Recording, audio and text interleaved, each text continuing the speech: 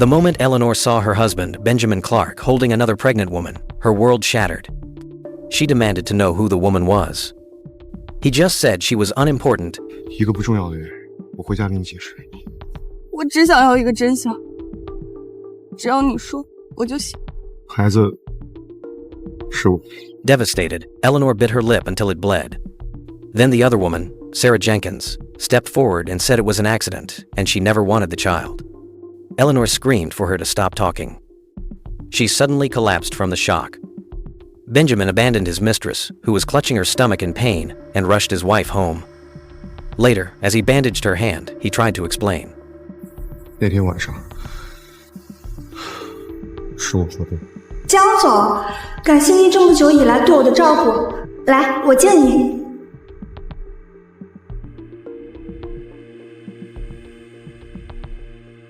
所以一直不会告诉我。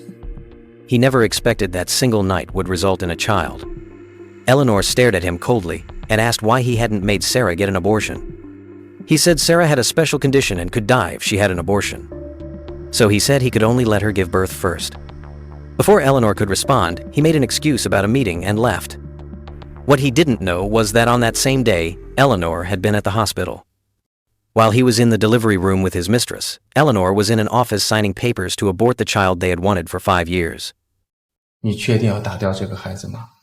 你跟你的丈夫等待这个孩子都已经5年了。确定。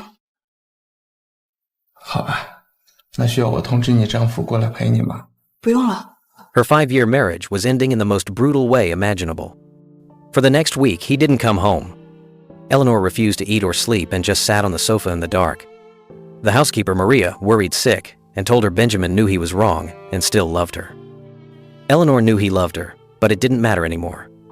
After a week of silence, her phone finally rang. It was him. Eleanor was slapped hard across the face by her mother-in-law. 孙儿要有个什么3长2短，看我怎么跟你算账。 This happened because Benjamin had rushed his bleeding mistress, Sarah, to the hospital after she collapsed in front of them. Eleanor had arranged a meeting to settle things, and Sarah showed her a new villa Benjamin had bought for her, complete with a decorated nursery. Sarah begged Eleanor to accept their new family. Then, after taking a sip of juice, Sarah screamed, dropped the glass, and fell to the floor. 沈小姐，你不要伤害我的孩子。你别怕，我这就送你去医院。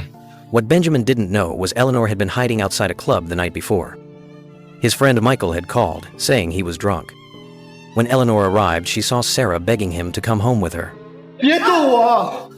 你走啊！都是因为你，诺诺才不要我的。江哥，你这样大喊大闹会吓到我们孩子的。送回去。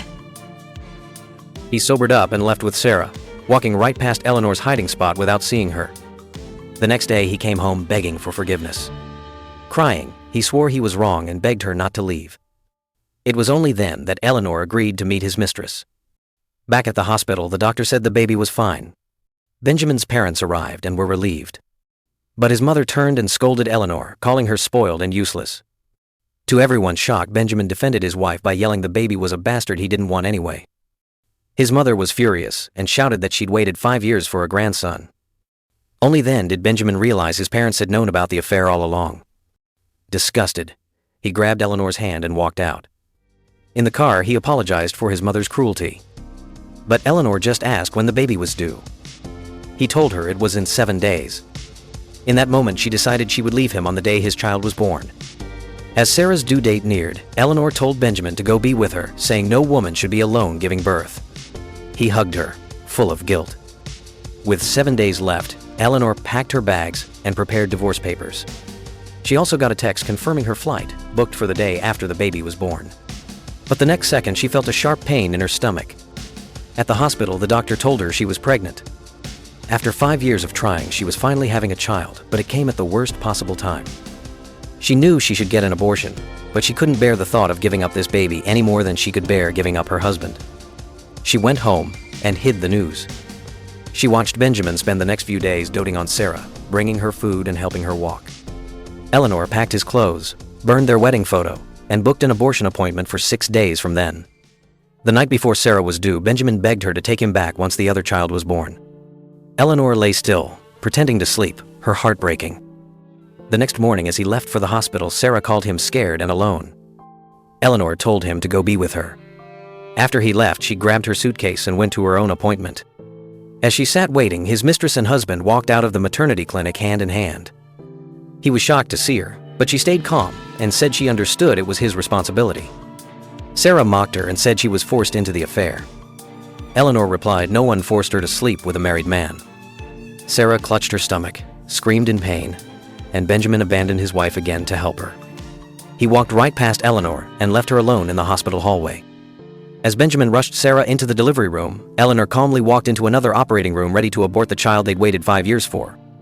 Moments earlier, she had packed a bag, left divorce papers with Maria, and told the housekeeper she would never come back. At the hospital, she confirmed the decision with the doctor and said her husband was too busy to be there.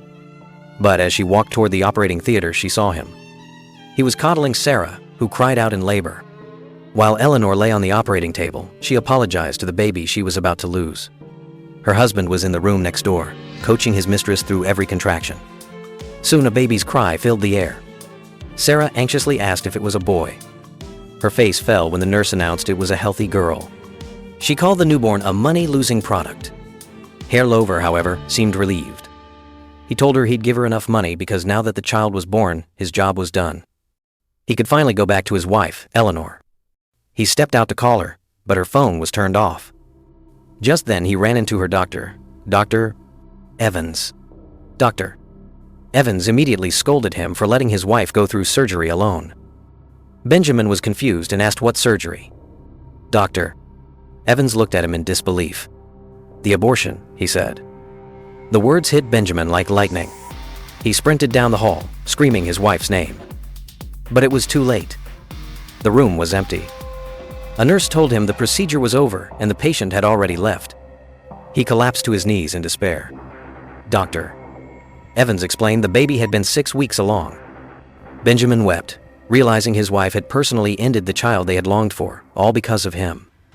As he knelt, broken, Sarah appeared with her newborn, thinking victory was finally hers. Seeing the scene, Dr. Evans understood everything. He scoffed and said he now knew why the wife had to get an abortion. He pointed at them and yelled he'd never seen such a disgusting scumbag and homewrecker. Dr. Evans' words echoed in Benjamin's mind. But he suddenly stood up with a strange hope in his eyes. He refused to believe it was over. He convinced himself his wife was just angry and waiting for him at home, ready to forgive him. He ran out of the hospital, leaving his mistress standing alone with their child.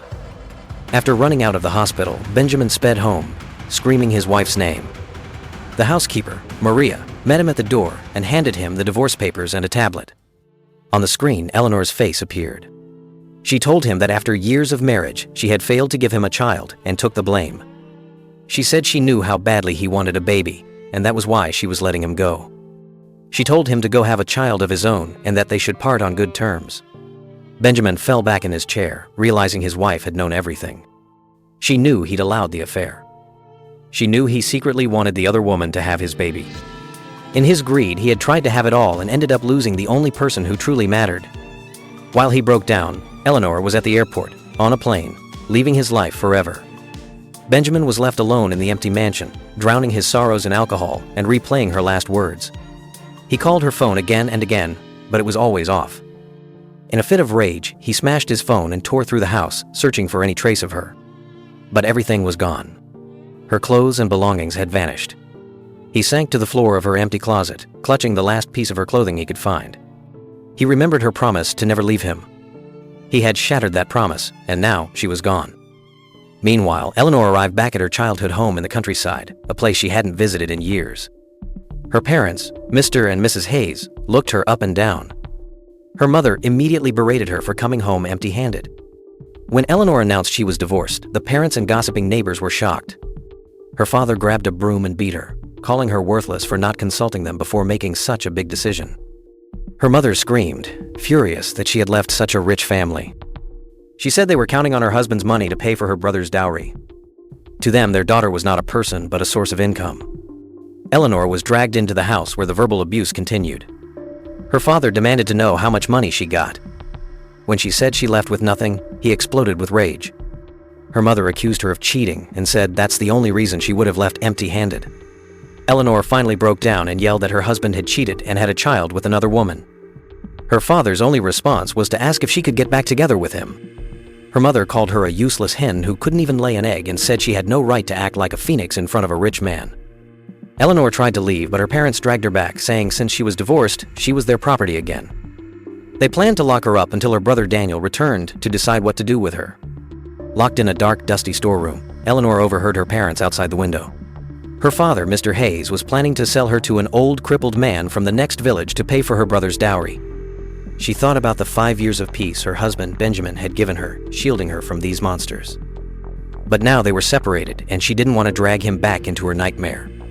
Just as despair set in, she found her phone. She tried to call a friend, hands shaking, when her brother Daniel burst in. He snatched the phone and sneered that now she was a broke divorcee, she was no longer his sister. He told her she was lucky to be sold at all. Then he grabbed a chain and shackled her leg to a post. The next morning, the cripple, Mr. Johnson, arrived. Eleanor's parents presented her on the bed like cattle at an auction. The man leered, admitting she was pretty, but complaining she was second-hand goods.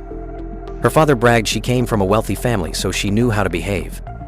Mr. Johnson asked the price, and her father demanded $200,000. Mr. Johnson scoffed. Her mother grabbed Eleanor's arm, showing off her figure and saying the price was a bargain. Mr. Johnson offered $150,000. Deal, her father said, grabbing the piles of cash. Her mother pushed her toward Mr. Johnson and told her to call him husband. Eleanor refused. Enraged, her father slapped her across the face and told her to go with her new man. As Mr. Johnson reached for her, she begged her father for mercy. But he was unmoved. Her mother giggled and said her daughter was just shy. Mr. Johnson grabbed her hand and told the little beauty not to be afraid. She was his now. He began dragging her out of the house as her parents and the villagers watched and laughed, calling her shameless and lucky to find another husband.